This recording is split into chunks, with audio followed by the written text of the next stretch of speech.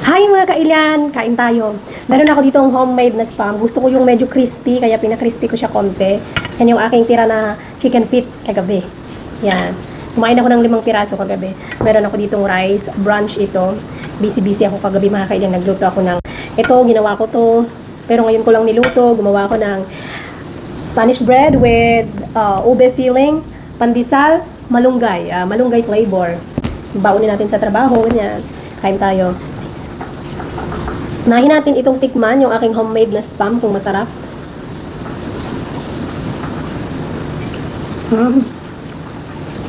Masarap siya mga kailan.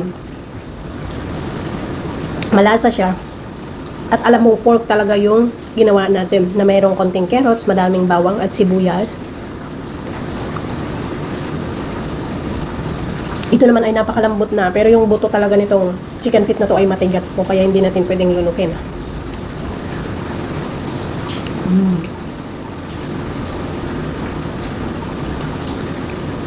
Spicy.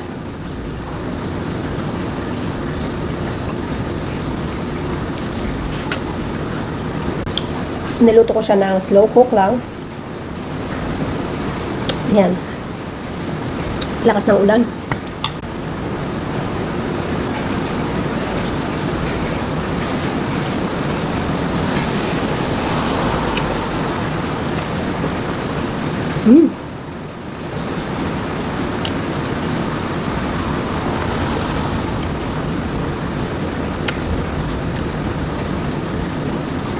Maingat talaga ako kapag inuwi ako itong chicken feet na nabibili ko dito kasi matigas po yung buto niya.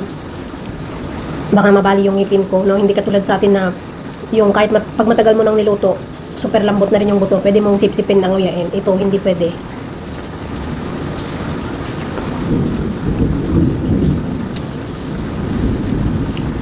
Mahal ang chicken feet dito. Every once in a while, bumibili ako. Ang sarap. Instead na maglagay ako ng asukal, mga kailan, alam niyo bang nilagay ko dyan? Honey. Sarap.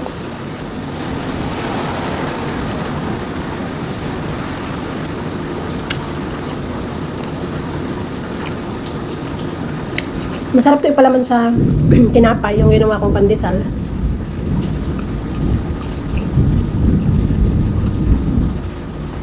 Tapos lagyan ng konting mustard, konting mayonnaise. May sandwich na.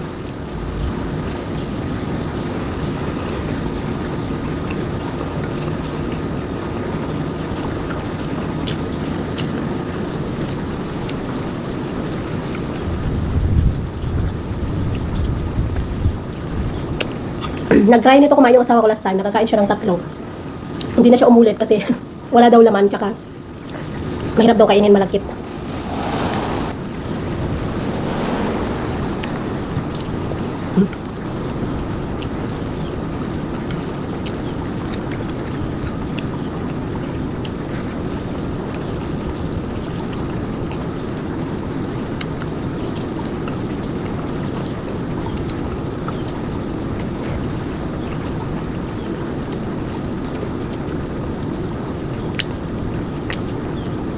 Pa ako ng konting kanin.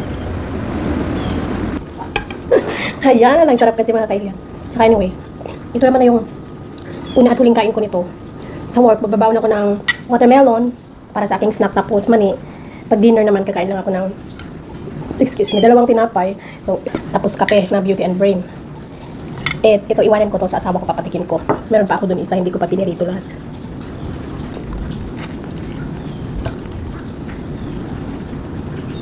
Yung $6 nito mga kailan. Malaki kasi siya eh. Mga ano lang, 20 pieces.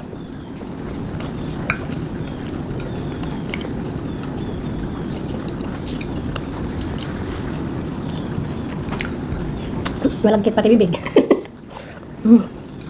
Ay, ang lagkit. Pati labi.